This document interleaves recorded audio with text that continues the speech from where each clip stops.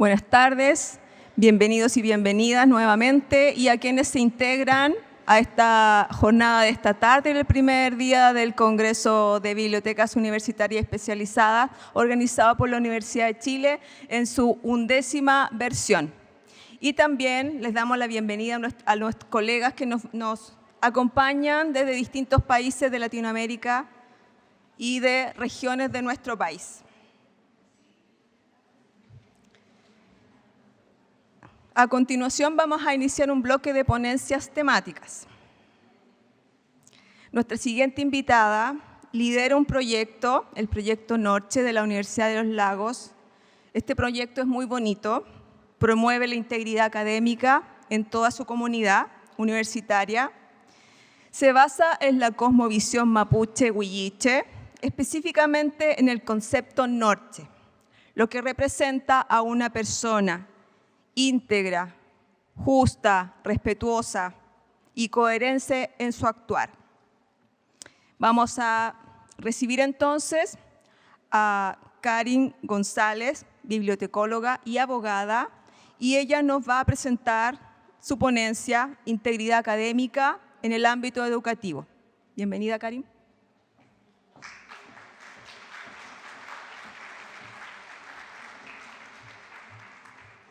Buenas tardes a todos y todas.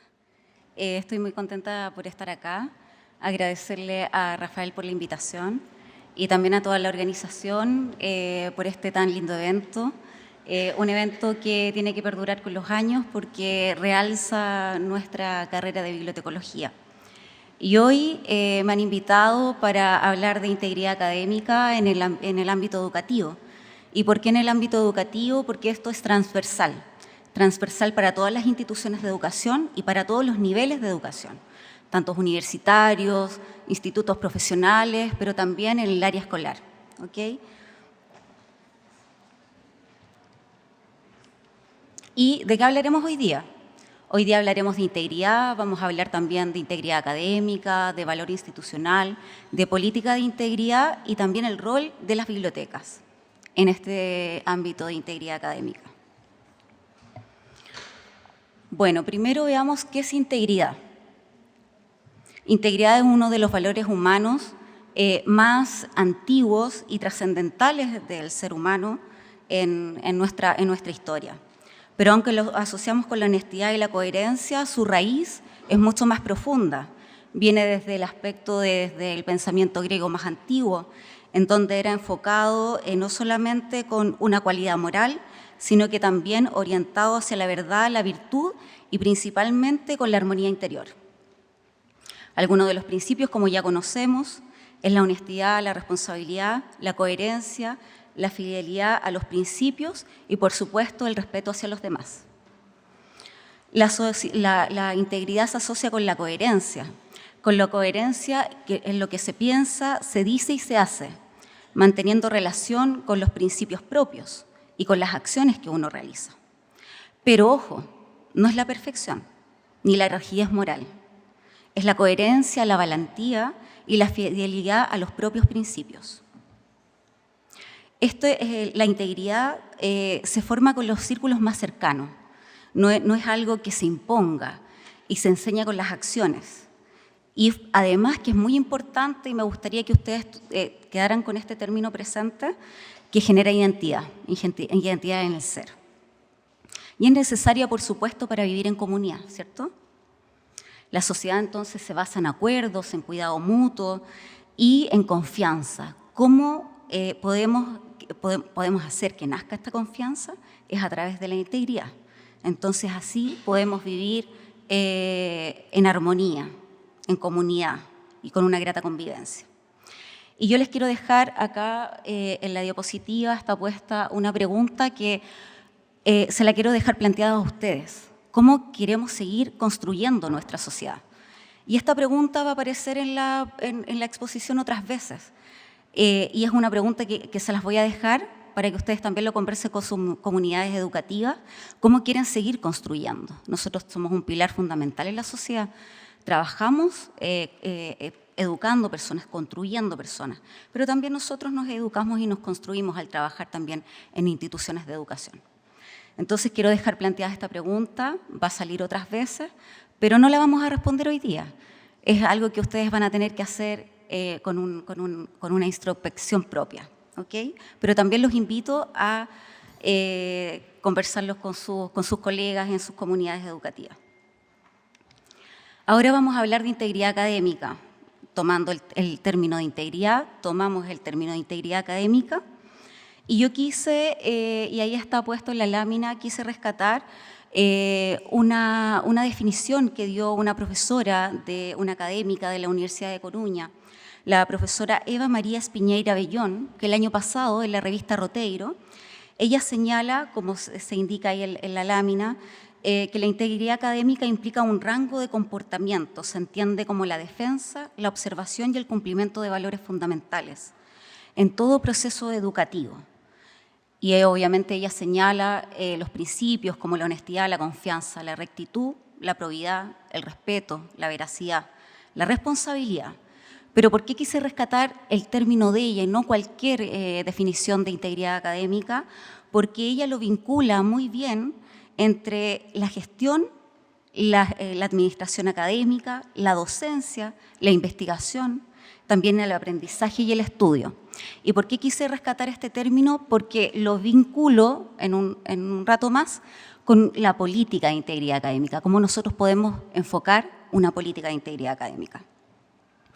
Pero bueno, para englobar este término de integridad académica, podemos decir entonces que es la responsabilidad, o mejor dicho, la corresponsabilidad de todos los actores de la comunidad, de las comunidades educativas, académicas, para generar, pero no solamente para generar, sino también para consumir conocimiento y contenido.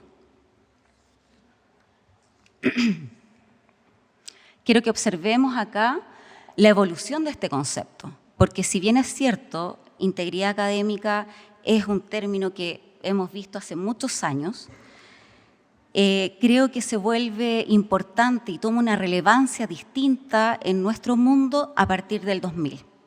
2000, donde aparece la pandemia y aquí todo cambia, ¿cierto? Nos pilló de improviso, muchas instituciones no estábamos adaptadas y de la marcha tuvimos que empezar a adecuarnos a cómo seguir con las evaluaciones, con las clases, etc. En el año ya 2021 aparece, después de la pandemia, la visualización de muchas malas prácticas. Malas prácticas no solamente en los estudiantes, sino que también en académicos, en investigadores. Entonces, esto empieza a tomar otra relevancia. Malas prácticas como, por ejemplo, similitud. Similitud en copias de citas o en copias literales de citas, parafraseo, autoplagio. Otra de las malas prácticas que pudimos evidenciar en ese momento, fraudes en las evaluaciones, copias, sustitución de personas, compras de trabajo, incluso amenazas, fraude. Otro de los ejemplos, publicaciones duplicadas o fragmentadas, sin mencionarlo. Por otra parte, que también se dilucidó mucho, el uso no autorizado de patentes y también de software, ya en las comunidades educativas. Empezamos a apreciar todo esto. En el año 2022 aparece ChatGPT a nuestras vidas en noviembre. Y para mí, un punto de vista muy personal, cambiamos de era, estamos porque inteligencia artificial, todos saben, desde el año 43 fueron los primeros pasos de la inteligencia artificial. En los 80 también se utilizaba inteligencia artificial. Pero ¿qué pasa acá? ¿Cuál es lo distinto? ¿Por qué cambia de era? Porque la inteligencia artificial ahora es generativa, con ChatGPT. O sea, podemos generar contenido. Entonces, como ejemplo que podemos ver de malas prácticas con el tema de ChatGPT, por ejemplo, apropiación de contenido y no mencionar de dónde se extrajo, o dar por suyo un contenido extraído de la inteligencia artificial. ¿Ya? No solamente generación de contenido texto, sino que también de audio, de imágenes, etc. En el año 2023 aparece otro punto muy importante, datos personales. Acá, con la aparición de inteligencia artificial y con el acceso a la información y al contenido y a los datos en general, se agudiza el mal uso de los datos personales. En el año 2024 nos empezamos a dar cuenta que esto teníamos entonces que regularlo, que tener políticas en las instituciones de educación. Y comienza esta necesidad, ya algo urgente, de enmarcar todo esto en una estructura, una orientación de cómo vamos a seguir.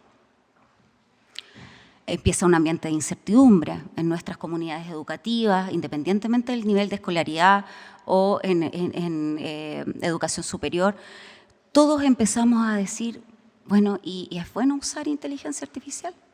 ¿Cómo la utilizamos? ¿Es bueno o malo? Ok.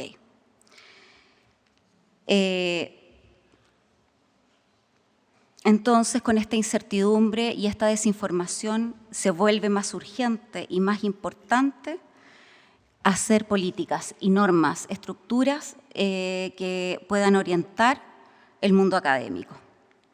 Teniendo en consideración esta línea de tiempo de la evolución del término integridad académica, nos preguntamos ahora, ¿cuál es el futuro de la educación? ¿Cómo nos situamos con este nuevo ambiente? Bueno, lo primero, quiero destacar algunos puntos. Primero, que hay que adaptarse a este nuevo escenario, ¿ya? Todas las instituciones tienen que comenzar a adaptarse, a cambiar. Recuerden que esta generación ya nació con inteligencia artificial. Entonces, va a ser muy difícil quedarnos atrás y no integrar esta tecnología a todos los ámbitos de la sociedad. Y, por supuesto, a las comunidades educativas y académicas. Por otra parte, parece que también nos queda cambiar nuestra forma de enseñar. Y no solamente enseñar con IA, sino que enseñar en IA, ¿ya? Utilizarla y utilizarla a favor de la sociedad. Si lo usamos para malas prácticas, como en las guerras y ese tipo de cosas, vamos a caer en la decadencia humana. Pero si lo orientamos para un buen uso, va a ser obviamente una aliada fundamental para seguir avanzando. ¿Ustedes vieron la última temporada de Black Mirror? El primer capítulo. ¿Cómo quedaron con ese capítulo? Yo me quedé para adentro. Ahí, bueno, los invito a verlos a los que no lo han visto. Ahí se puede apreciar la utilización de inteligencia artificial en el ámbito de la salud, pero utilizada malamente. Primero, está muy positiva porque podía solventar una parte de la salud que no estaba considerada, pero después se tornó en una mala práctica, en algo terrible, que no se los voy a contar porque si no los voy a hacer spoiler. Entonces, terrible, eso no. Ya por ahí no vamos, la idea es no ir por ahí. Y lo otro, muy importante, que no solamente tenemos que adaptarnos y enseñar en IA y enseñar con IA, también se va a dar mucho el aspecto de generación de contenido, de texto, de imagen, de audio, híbrido. Una parte que lo desarrollamos nosotros, pero que también utilizamos la inteligencia artificial como un tutor. Entonces, generación de contenido híbrido. Por lo tanto, ¿qué nos queda? A mi parecer, educar y educarnos. Adaptarnos e incorporar la IA en nuestro proceso de enseñanza-aprendizaje. Por lo tanto, es tan importante colocar estándares y que tengamos marcos normativos en su uso. Y aquí quiero volver de nuevo a la pregunta que les planteé al principio, teniendo esto en consideración. ¿Qué sociedad queremos seguir construyendo? En un mundo en donde el engaño, las malas prácticas son súper habituales, los vemos todos los días. Los vemos en nuestros ambientes académicos, encendemos la tele, las noticias también los vemos. Entonces, el llamado, y los invito a ser potenciadores, agentes potenciadores de valores que construyan una sociedad más buena, justa y equitativa.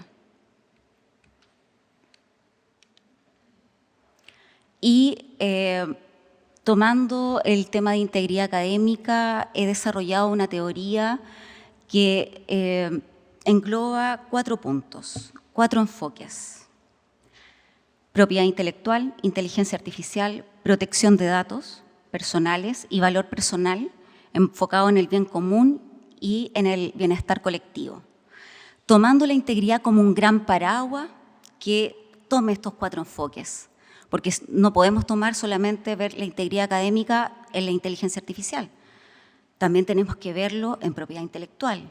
Y ahora, que es un tema que es muy latente y que yo creo que en los próximos meses va a ser más aún, el tema de los datos personales. Es muy importante ver el tema. Creo que nosotros no nos damos cuenta. Por ejemplo, nuestro root anda tirado por la calle, lo andamos pateando. Pero eso es súper importante.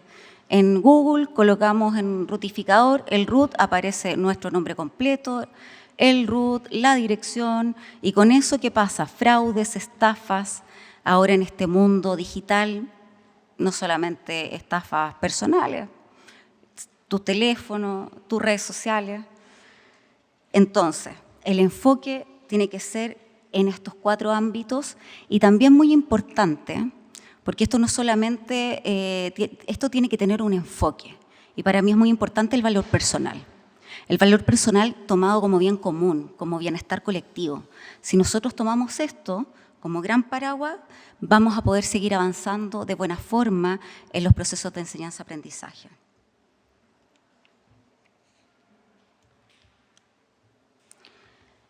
Como les señalé anteriormente, las malas prácticas que se dieron en estos 4 ámbitos, ahora quiero mencionarles algunas respuestas que podemos dar en estos 4 ámbitos en nuestras comunidades. Por ejemplo, en propiedad intelectual, podemos generar planes de capacitación para informar de qué pasa si nosotros transgredimos la propiedad intelectual, en aspectos de derecho a autor, en aspectos de propiedad industrial. Generar fuentes confiables de información, educar en bases de datos, en normas de citación. Lo otro que podemos hacer también es informar los derechos de las personas que generan contenido y que también consumen contenido. También debemos tener regulaciones internas donde las instituciones establezcan derechos y responsabilidades de obras generadas con IA. Y también proteger la propiedad intelectual y el derecho a autor de los creadores humanos y también de las instituciones que las realizan. Además, fomentar la creación de licencias específicas para trabajos generados con asistencia con IA, respetando obviamente siempre esto la normativa vigente de nuestro país o del país que uno pertenezca. ¿Qué podemos hacer como ejemplos positivos en nuestras comunidades con respecto a la inteligencia artificial? Primero, transparentar el uso de inteligencia artificial. Como les decía, hay mucha desinformación, hay personas que piensan que es malo utilizar inteligencia artificial. Y en verdad que no es malo, el tema es cómo la utilizamos, la pertinencia, dónde, cuándo, cómo. Por eso es muy importante transparentar cuando se utiliza inteligencia artificial. La última norma APA ya sacó la actualización de cómo citar con ChatGPT. ¿Ya? Entonces, para allá vamos. Cómo comprender a utilizarlas, cómo potenciar principalmente el pensamiento crítico y la creatividad. O sea, utilizar la inteligencia artificial a nuestro favor. Les doy un ejemplo. Bueno, en la institución donde trabajo siempre comentamos cómo utilizamos inteligencia artificial, cuál es la mejor forma para no transgredir ni hacer una mala práctica. Bueno, se puede usar en una estructura de un trabajo, se puede utilizar para una lluvia de ideas. A mí me ha pasado personalmente que con ChatGPT converso. Oye, ¿sabes qué? Mira, pienso este tema, ¿qué piensas tú? Y de repente me da una visión que yo no la tenía en mi conciencia. Entonces, ¿cómo lo puedo utilizar? Como un tutor amigable, como una herramienta de apoyo, como utilizamos Internet. Entonces, eso es muy importante, que nuestras comunidades académicas comprendan cómo utilizarla. Lo otro que es importante, acordar con todas las unidades la implementación de mecanismos de transparencia que sean transversales a toda la comunidad, en donde, como mencioné, se declare el contenido. Y, por supuesto, que se cite, como mencioné, la norma APA ya tiene esta actualización. En cuanto a protección de datos personales, ¿qué podemos hacer? Un buen uso de datos personales en el proceso de investigación. Nos empezamos a dar cuenta que habían datos falsificados, manipulación de datos. Entonces, ir orientando en el uso del manejo de los datos. Un manejo cuidadoso. Como valor personal, incentivar y fomentar la cultura del respeto en nuestras instituciones, donde se promueva el uso ético y responsable de las tecnologías, integrando estos valores en los programas curriculares y en las actividades extracurriculares de nuestras instituciones. Además, crear espacios de diálogo donde podamos tener reflexión, cómo ha impactado las tecnologías en nuestra vida, en nuestra cotidianidad, en la educación, etcétera. Que sea algo razonado, compartido. Esto es algo nuevo. No es algo que lo tengamos hace mucho tiempo, por lo tanto acá no hay nadie que sepa tanto tampoco, ¿ya? Estamos aprendiendo todos día a día en este tema.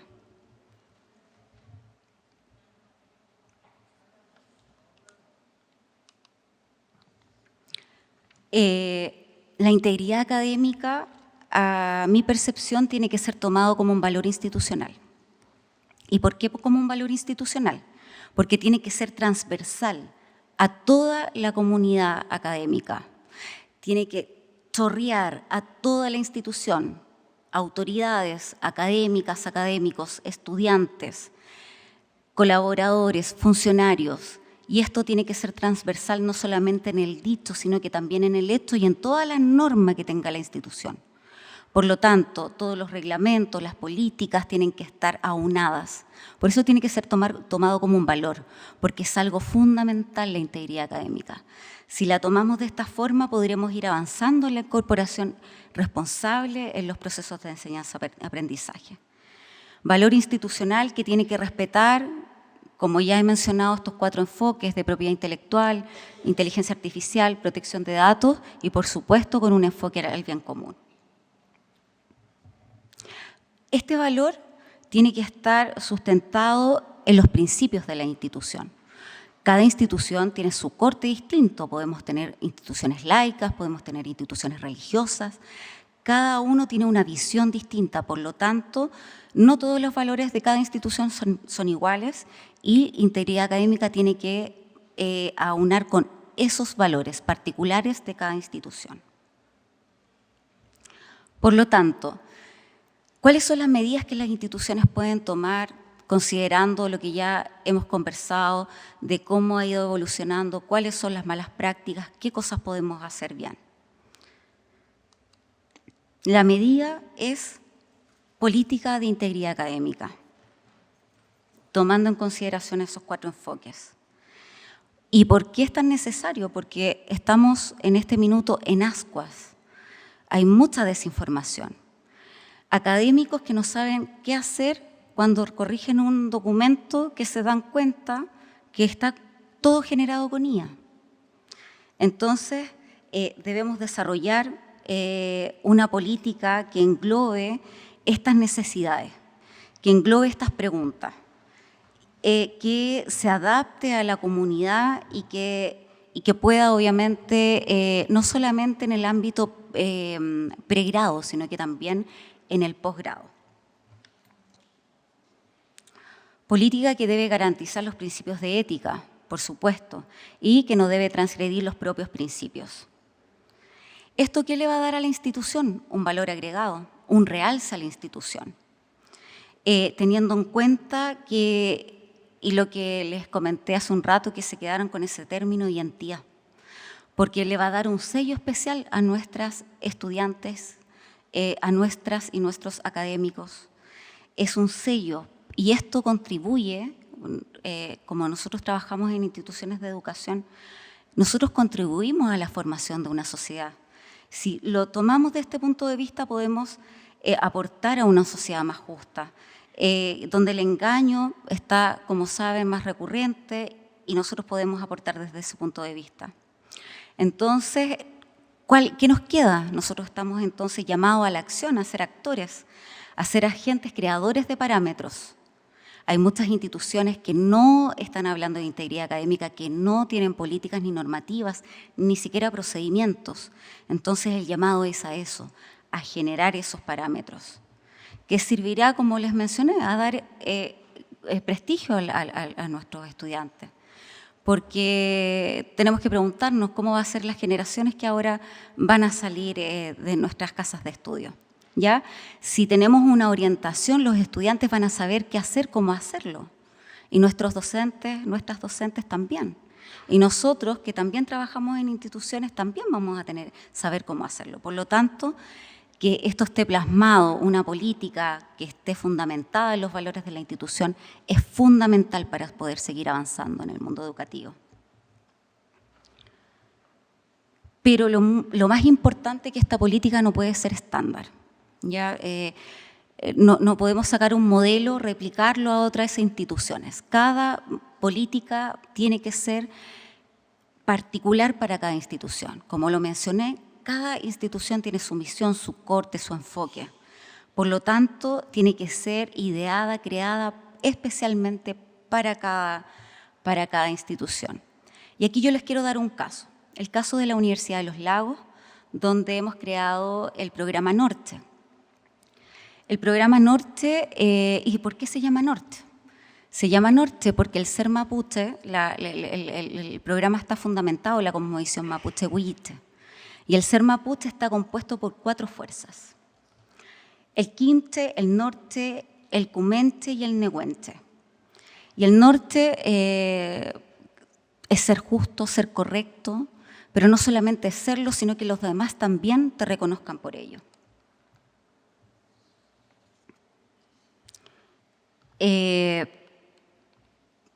Entonces nosotros tomamos la cosmovisión mapuche-huilliche para sustentar este programa de integridad académica. ¿Y por qué quisimos hacerlo así? ¿Por qué tomamos la cosmovisión mapuche-huilliche? Porque la Universidad de los Lagos es una universidad pública, estatal y regional.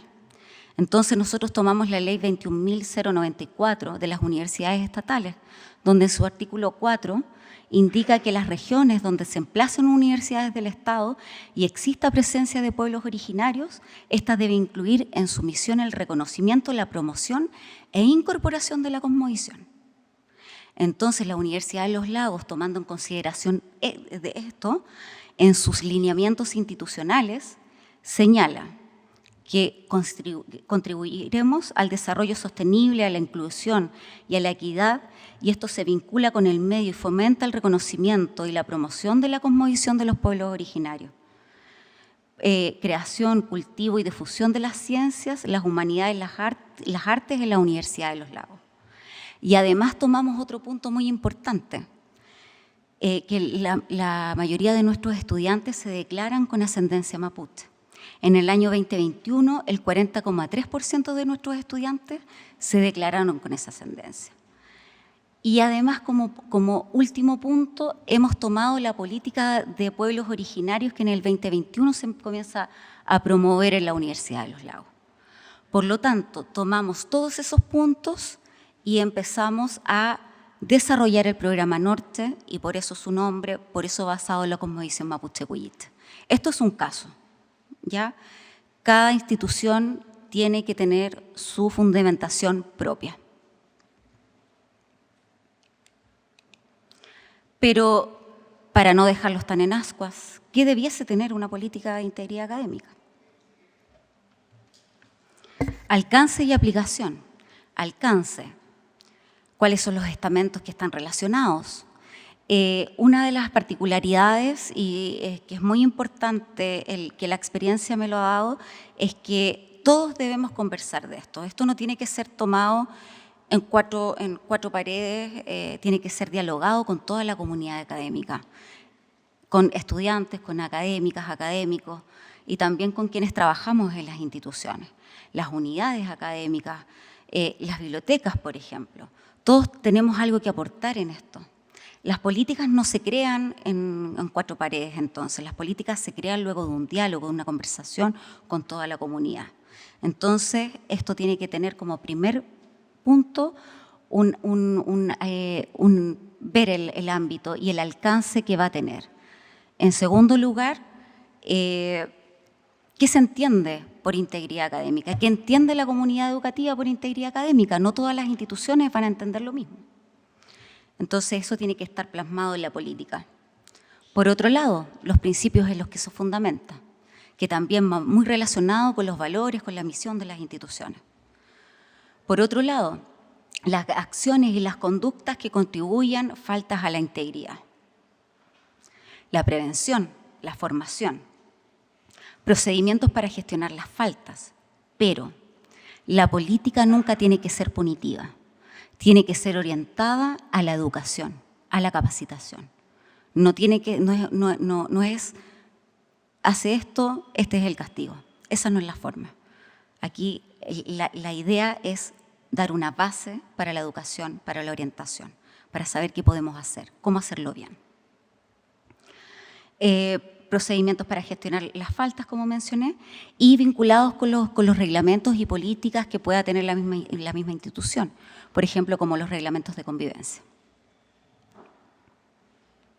Y por último, medidas disciplinarias si es que tienen que tomarse. Obviamente, si se cometen faltas y ya está la orientación, ya está la educación, hay que tomar medidas disciplinarias. Ahora, ¿cuál es el rol de las bibliotecas en todo esto? Muy importante, hay muchas cosas que hacen las bibliotecas que yo mencioné, que están puestas acá y que en las bibliotecas se pueden orientar con respecto a esto. Y también quiero darle los mismos 4 enfoques que he estado conversando: de inteligencia artificial, de propiedad intelectual, protección de datos y valor personal orientado al bien colectivo.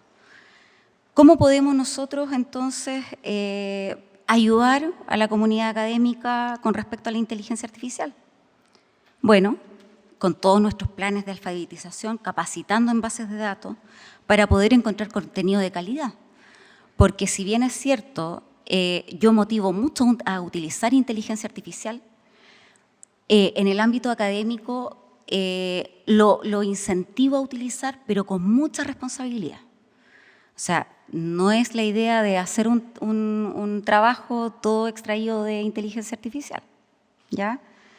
La idea es que si yo me apoyo de inteligencia artificial como para sacar ideas, como yo les mencioné, pero las bibliotecas están orientadas a la capacitación, entonces bases de datos, citación, bases de datos para tener contenido de calidad, ¿cierto? Si voy a hacer un documento académico, yo no me voy a ir a inteligencia artificial para sustentar una teoría o un trabajo.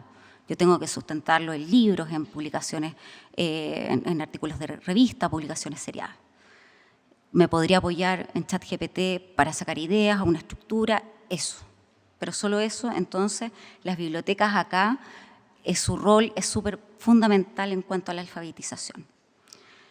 En cuanto a la propiedad intelectual, capacitación en citas, para citar, inteligencia artificial, por ejemplo. En cuanto a la protección de datos personales, nosotros manejamos datos constantemente, solamente en nuestro software de gestión de bibliotecas tenemos todo lo de nuestros estudiantes, cómo se llama, la dirección, el teléfono, cuándo fue a la universidad, si es que fue a devolver el libro, aparece ahí, entonces podemos saber si ese estudiante estuvo ahí, si no estuvo ahí, ¿me entienden? Hay mucha información que nosotros tenemos en nuestras bibliotecas que tenemos que tener cuidado, hay que tener resguardo, hay que ser responsable. ¿Cómo puede aportar las bibliotecas con respecto al bien común, al desarrollo personal? Contribución en el proceso de enseñanza-aprendizaje, no solamente en el ámbito académico, sino que también en la cultura y las artes, en el desarrollo lector. Porque esto está enfocado porque las personas no solamente cuando vienen a nuestras instituciones vienen a consumir contenido académico, sino que también se forman como personas.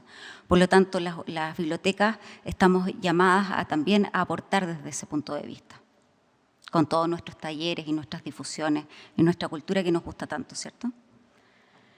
Entonces, los invito a ser agentes relevantes en esta vorágine, siendo referentes de buenas prácticas, capacitándose, sumando nuevos conocimientos para aportar desde otro punto de vista al mundo educativo y que esto finalmente va a aportar a la sociedad. Y es la pregunta que nos hacíamos al principio, o sea, ¿cuál es nuestro rol? Nuestro rol es fundamental.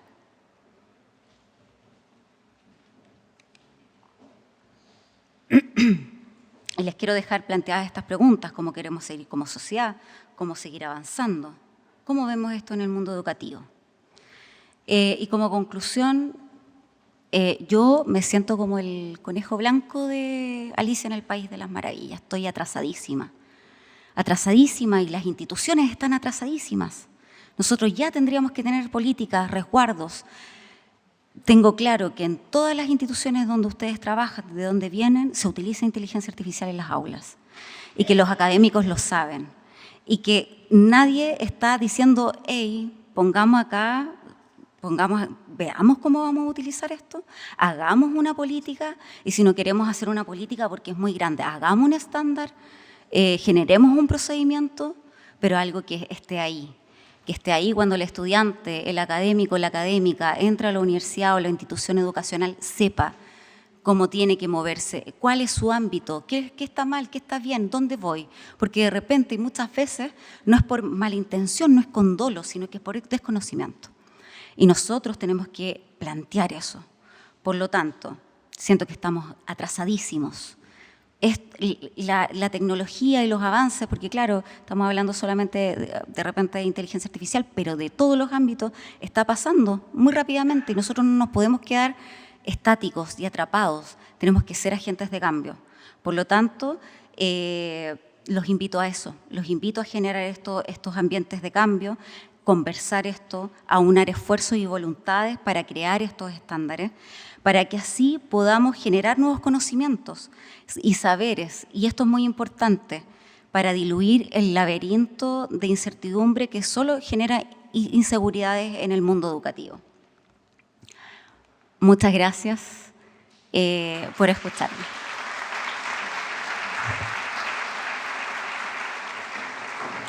Estoy abierta a sus consultas.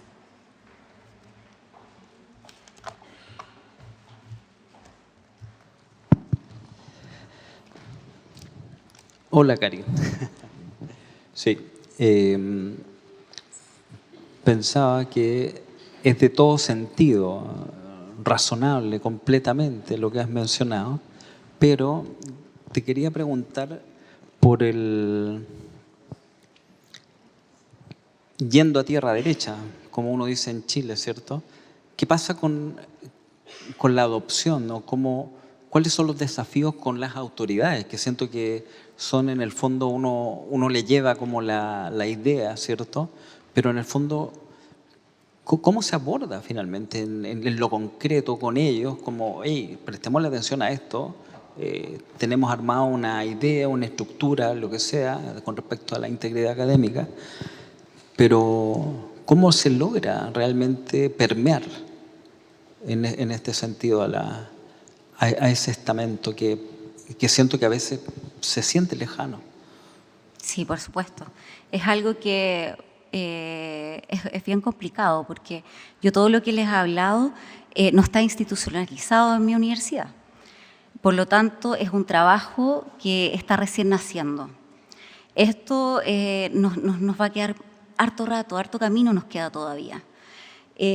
Concientizar a las autoridades y en general a todos los miembros de la comunidad va a ser un trabajo arduo, no es de la noche a la mañana. Una política no se... Y por eso yo lo planteo en un valor, porque si se plantea solo como una política no tiene sustento y se pierde.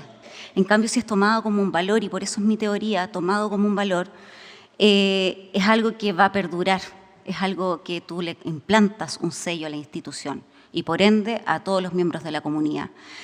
Pero lamentablemente es algo que hay que plantearlo y hay que plantearlo, y que también el día a día de la sociedad, de nuestro cotidiano, esto va a ir aumentando. Esto lo vemos así, pero en unos meses más lo vamos a ver así. Entonces, las instituciones, yo creo que de alguna u otra forma, no sé si ahora, pero más adelante, van a tomar esto. Nosotros lo estamos hablando ahora en este Congreso de Bibliotecas, y estas son las instancias que son buenísimas porque planteamos este tema y los dejamos ahí. Y por eso mi pregunta de cómo queremos seguir construyendo nuestra sociedad, porque es súper importante. Si sabemos cómo actuar, ya tenemos una base, pero lamentablemente, Rafael, es un trabajo de día a día. ¿Cuándo esto va a surtir efecto? No lo sé, pero es un trabajo que tenemos que seguir haciendo si queremos ser aporte a la sociedad. Gracias, gracias.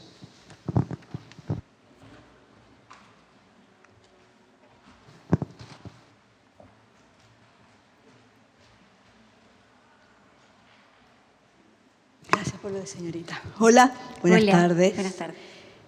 A propósito de tu pregunta sobre la sociedad, sabemos que la sociedad chilena es muy desconfiada. Entonces, yo te pregunto como colega, ¿cómo podemos, a lo mejor me estoy yendo a otro tema, porque la integridad académica debería ser una competencia actitudinal de cada uno de los estudiantes de nuestras casas de estudio, pero esa competencia actitudinal queda como en la teoría si estamos en una sociedad que potencia el fraude y que tiene altas tasas de desconfianza, porque ya lo decía Norbert Lechner en un texto que no tiene nada de nuevo, tiene 22 años aproximadamente, y que dice que la sociedad chilena tiene 3 miedos muy fuertes: miedo al otro, miedo al sinsentido. Esos son como los más importantes. Entonces, tu pregunta, que es muy linda, que es muy potente y que la trabajamos en la Universidad de Playa Ancha en las clases de ética, se queda justamente en lo discursivo cuando vemos, y lo sabemos perfectamente los chilenos, esta desconfianza. Desconfiamos permanentemente al otro. Entonces, tú hablas de política, ¿no es cierto? Y eso tiene que ver con cultura organizacional, pero esa cultura organizacional está permeada por este tema que estoy hablando y que no es nada nuevo porque está en el PNUD, ¿no es cierto?, que habla del 2004, de las desconfianzas. Entonces, mi pregunta específica es,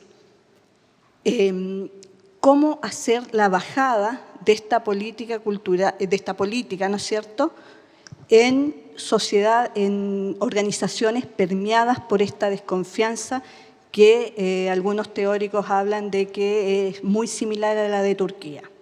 Entonces, desconfianza que está cada vez acentuada por los medios de comunicación, ¿no es cierto?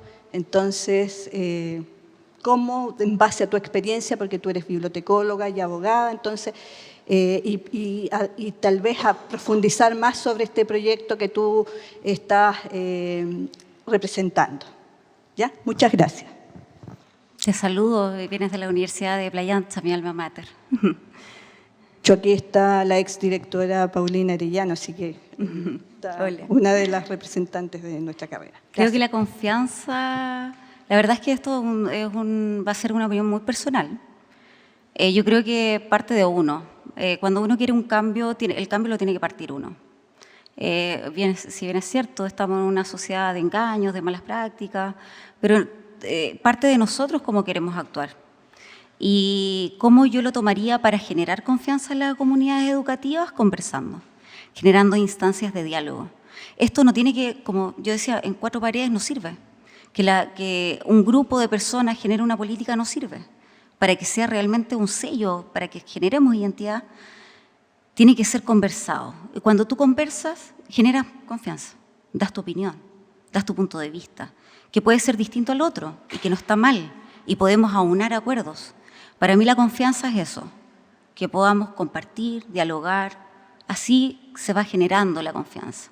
Tú confías en el otro cuando sabes lo que piensa, cuando sabes qué punto de vista tiene en un cierto tema. Y en esto, que es inteligencia artificial, propiedad intelectual, protección de datos enfocada en el bien común, es eso, conversarlo, dialogarlo, cómo lo vemos, así como como esta pregunta tú me estás haciendo, generarla en la misma comunidad educativa, generarla en la misma universidad, también planteársela a las autoridades. ¿Me entiendes? Es un diálogo. Acá no somos enemigos. Hay que aunar esfuerzos, aunar voluntades. Para mí esa es la clave.